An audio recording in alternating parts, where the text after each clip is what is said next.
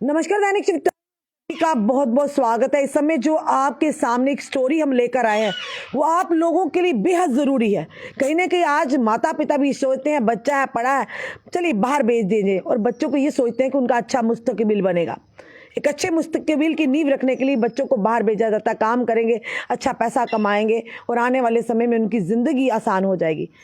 पर ये मत सोचिए, क्योंकि यहाँ पर एक बीच में जो सिस्टम आता है वो आता है एजेंट का सिस्टम। उन एजेंट से आप सावधान रहिएगा, क्योंकि एजेंट आपसे पैसा भी लेंगे और आपके बच्चों की जान को खतरे में भी डालेंगे।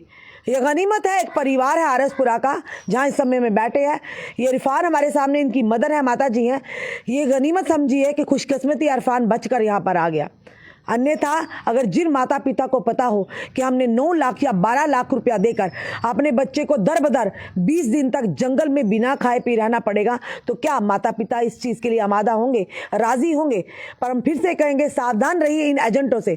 ये आपसे पैसे मोटी मोटी रकम तो लेंगे, बड़े बड़े वादे भी करेंगे, पर जब आप अपना देश छोड़कर बाहर जाएंगे आपकी कोई सुध नहीं लेगा।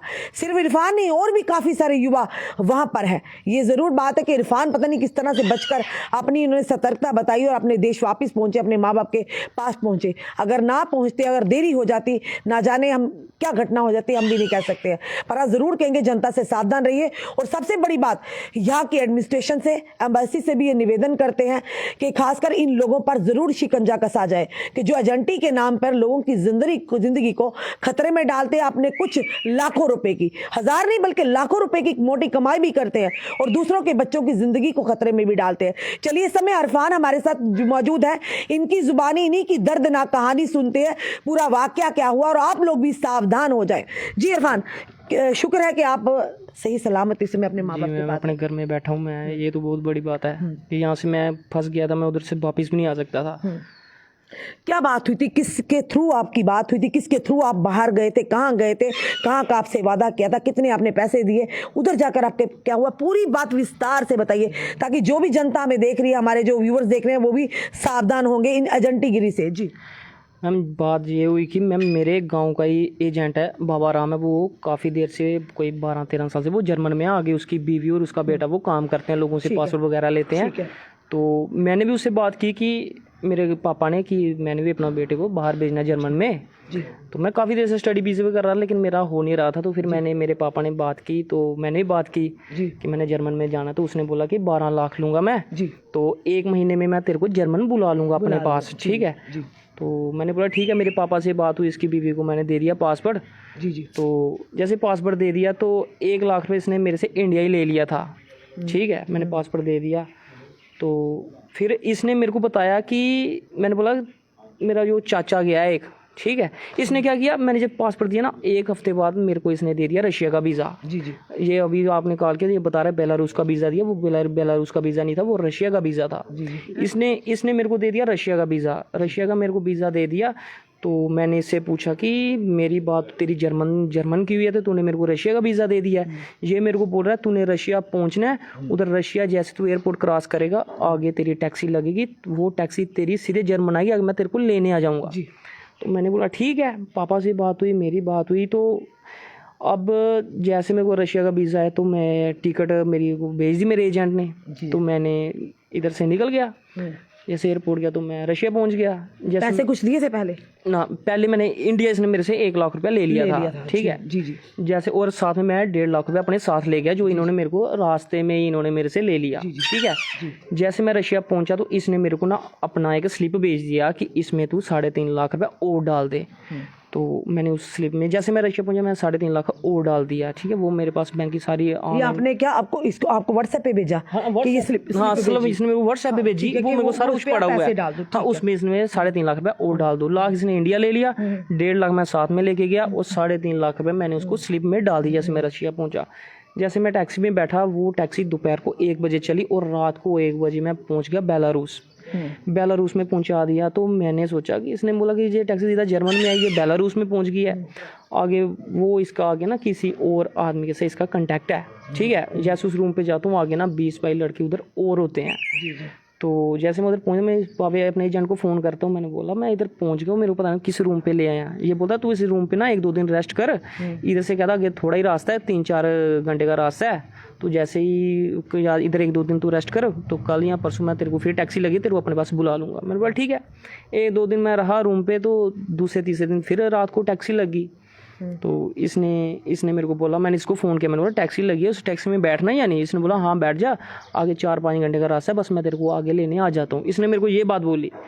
तो मैं अंदर से खुश था कि मैं जर्मन पहुंचने वाला हूँ। ठीक है, दिल में खुशी थी कि हाँ ठीक है। तो मैंने जैसे टैक्सी में बैठता हूँ रात को 9 बजे, तो आगे क्या होता है, वो टैक्सी चलती, एम्बुलेंस थी, ठीक है, टैक्सी मेरी एम्बुलेंस थी, ठीक है, उसमें शीशे वगैरह कुछ नहीं थे, तो उसमें बिठा दी। उसमें 12 लड़के बिठाए इसने, मतलब 4-5 आदमियों की जगह होती है, तो 12 लड़के बिठा दिए बीच में। वो 12 लड़के कहाँ के थे? कोई हरियाणा का था, कोई पंजाब का था, कोई हिमाचल का था, इंडिया से ही सर? हाँ इंडिया में सारे इंडिया थे। अलग जी जी ठीक है। तो जैसे मैं टैक्सी में बैठा हूँ, तो वो टैक्सी चलती है, रात को 1 बजे हमें छोड़ देती है वो जंगल में छोड़ देती है। तो हमारे साथ उसने क्या किया, एक ईरानी भेजा होता है, वो जो उस लोकेशन से हमें बॉर्डर क्रॉस करवाता है। आपको तो ये कहा था टैक्सी में बैठ के सीधा रशिया से आपको जर्मन आना है? मेरे को इसने सिर्फ बताया वो टैक्सी में सीधा तू बैठ रहा, मेरे को इसने रशिया से ही बोल दिया कि तू टैक्सी में बैठ रहा, सीधा जर्मन आना है। बिल्कुल ठीक है, क्योंकि मेरे चाचू का भी पता था, मेरे को ये जो बता रहा है ना, कि मेरे चाचू को भी पता था कि उसने वो कोई 10-12 दिन वो भी जंगल में रहा है, लेकिन मैंने इसको बोला था कि बोलता तब मेरी सेटिंग नहीं थी, अब मेरी पूरी सेटिंग है। इसने मेरे को अब मेरी पूरी सेटिंग है, ठीक है, इसने मेरे को बताया था, ये नहीं अब ये फोन करके बोला मैंने इसको नहीं, इसने मेरे को बताया, बोलता तब मेरी सेटिंग नहीं थी, अब कहता मेरी पूरी सेटिंग है। इसने मेरे को जंगल में फेंक दिया। मैंने इसको फोन किया जंगल से, उस टाइम मेरा नेटवर्क आ रहे थे मेरे, जिस गाड़ी में आया उन्होंने आपको जंगल में फेंक दिया? उसने जंगल में 12 के 12 लड़के थे। ठीक है, आपके पास कुछ नहीं था, खाना पीने का कोई सामान, कुछ नहीं, सिर्फ एक पानी की बोतल थी, हमारे 4-5 चॉकलेट थे हमारे पास। ठीक है, तो जैसे हम उधर पहुंचते हैं, तो हमें फेंक दिया उन्होंने, उधर से जंगल में छोड़ दिया। तो एक ईरानी था हमारे साथ भेजा हुआ था कि इनको आगे यहाँ लेके जाना है। ठीक है, तो जैसे हम चलते जाते हैं, तो मैंने इसको पहले फ़ोन किया उधर से, जैसे जंगल में फेंका ना, टावर आ रहे थे, मैंने इसको फ़ोन किया, मैंने हमें जंगल में फेंक दिया। बोलता नहीं 3-4 किलोमीटर बस तूने चलना, आगे फिर रोड आएगा, आगे उस तूने रोड पे ना टैक्सी लगी, उधर तूने बैठना है। तो मैंने उस 3-4 किलोमीटर बोलते बोलते मैं 22 दिन जंगल में रहा हूँ। 22 दिन जंगल में रहा हूँ मैं। तो साथ बाकी लड़के भी रहे? हाँ, और साथ में कैसे मैनेज किया 22 दिन बिना खाए बिना पिए? मैम पत्थर खाते थे, और कहीं गंदा पानी कहीं से मिल जाना, बर्फ को आग जलाते, बर्फ को वो पीते थे हम। 7 दिन मैम हम चलते रहे हैं। पहले 7 दिन के बाद आगे आता है बॉर्डर आता है, तो फिर हमें बोलते ये बॉर्डर क्रॉस करना है। तो इन्होंने क्या उधर से एक सुरंग निकाली होती है, बस इस सुरंग की साइड से नीचे से निकलना है। आधे लड़के बोलते हमें बताया नहीं, जैसे मैं था, मैंने कहा हमें तो बताया नहीं कि बॉर्डर क्रॉस करना है। बोलता नहीं वो ईरानी, बोलता नहीं वो इंग्लिश बोलता नहीं बॉर्डर क्रॉस करना है। ये हमें राती 3 बजे ना हमें बॉर्डर क्रॉस करवाते हैं। जैसे बॉर्डर क्रॉस करते हैं, आगे उधर की हमें आर्मी पकड़ लेती है। जैसे आर्मी पकड़ती है, हमें पहले आंखों में मिर्ची वगैरह डालती है, हमें मारती है। मार मुर के रात को पहले उन्होंने 3 बजे हमें ठीक ठाक पीटा। ठीक है, सुबह उन्होंने क्या किया, हमें कमांडो के हवाले कर दिया है।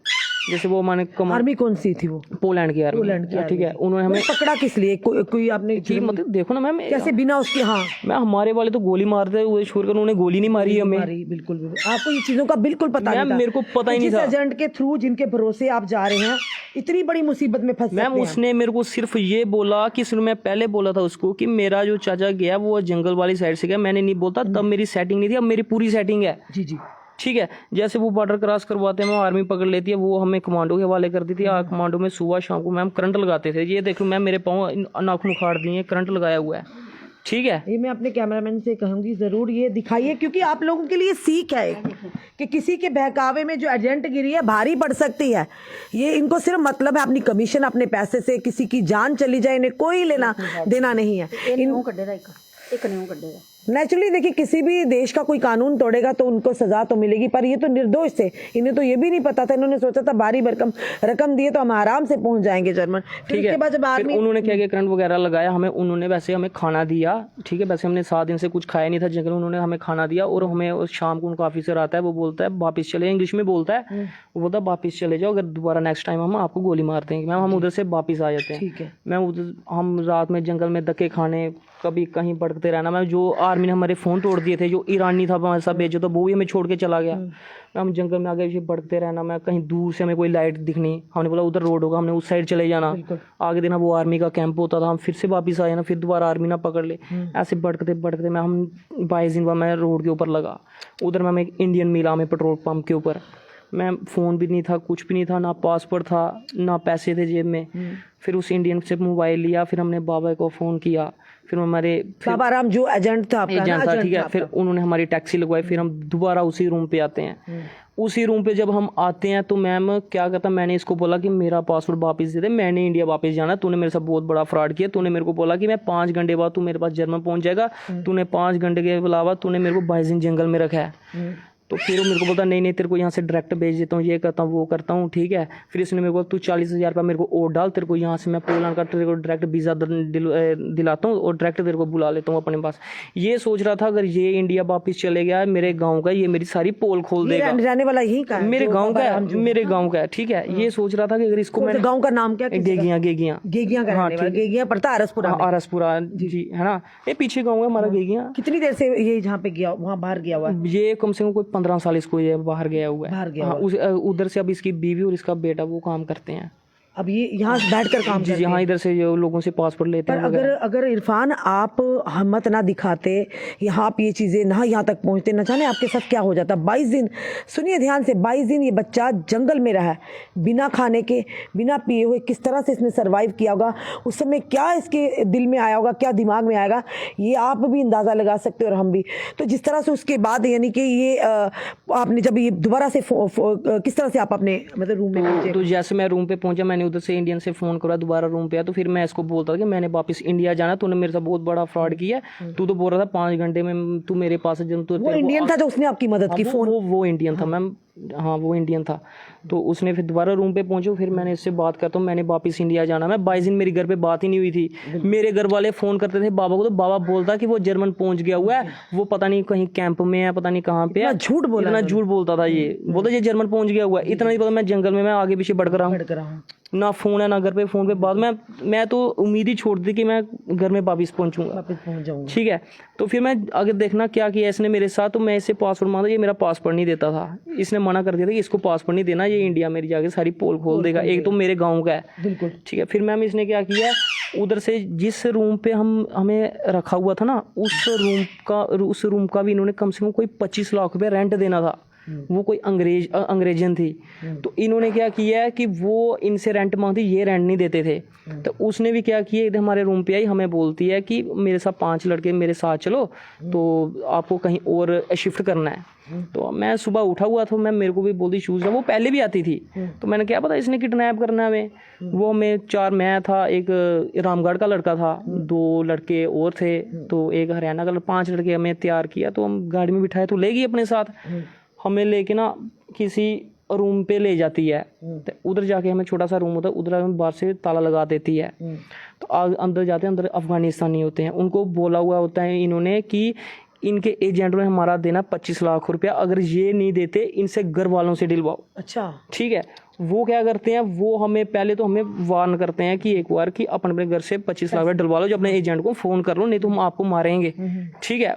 तो हम अपने एजेंट को फ़ोन करते हैं, हमें बोलते हैं हमें ऐसे ऐसे किडनैप कर लिया, वो 25 लाख रुपये मांग ले, आपने देना कोई इनका पैसा वो दे दो। ये बोलते हैं हम आपको मार देंगे। मैं रोता हूँ इसके आगे, मैं फ़ोन करता हूँ, मैं इसके आगे रोता हूँ, बाबा राम, मैं रोता हूँ इसके आगे, ठीक है, कि अंकल मेरे को निकलवा लेता, अब मेरी मौत पक्की है, मैं जंगल में तो नहीं मरा, ये मेरे को मार देंगे, ठीक है। इन्होंने तो ये बोलते हैं कहाँ फंस गया तू, ये अब हुआ, फिर ठीक है। फिर उसने मेरे को क्या किया कि दूसरा एजेंट है ना, उसने फ़ोन आता अफगान का था, मेरी बात करवाओ जिसने किडनैप किया। फिर वो बात करता है, वो जब बात करता है उससे, वो बोलता है कि आपने कोई 1-2 लाख रुपए लेना, वो मैं डाल देता हूँ, अगर आप 25 लाख रुपए मांगोगे वो मैं नहीं डालूंगा, आप मेरे चाहे आप लड़कों को मार दो। अच्छा मैम, वो क्या करते हैं, हमें फिर मारते हैं, वो हमारे कपड़े उतार देते हैं, मैं हमारे पीठ के पीछे ना वो काचू मारते हैं, पुठे काचू मारते हैं हमारे पीठ के पीछे, हमें मारते हैं बहुत ज़्यादा, ठीक है। फिर वो हमारी वीडियो बना के हमारे एजेंट को भेजते हैं, वो ठीक है। एजेंट पैसे डालते नहीं थे, एजेंट पहले बोल दिया था कि इनको मार दो, हमें कोई फर्क नहीं पड़ता। उनको लगा था कि आपको टॉर्चर करेंगे, एजेंट को शायद थोड़ी शर्म आए,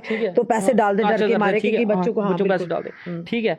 वो हमें उन्होंने ये बोलते कि अगर आज पैसे नहीं डालते तो हम कल आपको पक्का ही मार देंगे, जी ठीक है। तो हम रात को 3 बजे मैम, उन्होंने आगे जो थे अफगानी, उन्हें दारू पी थी, हमारे जिस रूम पे हमें बंद किया हुआ था उधर रोशनदान था, हम रोशनदान तोड़ के हम भागे वहाँ से रात को 3 बजे। फिर भागे तो कहाँ गए उसके बाद? भागे हम रोड पे आते हैं, तो मैं फिर हमारे पास कोई पासपोर्ट नहीं वगैरह, कोई पैसा नहीं जेब में, कुछ नहीं। तो फिर हम क्या करते हैं, मैं उधर से फिर हमें सुबह 10 बजे तक हम आगे पीछे किसी पार्क में बैठ जाते हैं, मैं उधर फिर हमें इंडियन मिलता है, हम फिर इंडियन से हेल्प मांगते हैं, मैं फिर हमारी टैक्सी लेते हैं, दोबारा रूम पे जाते हैं, रूम पे जाते हैं तो मैं बड़ा रोता हूँ, मैंने बोला अब तो मैंने घर जाना, तो ये मेरा पासपोर्ट नहीं देता फिर से।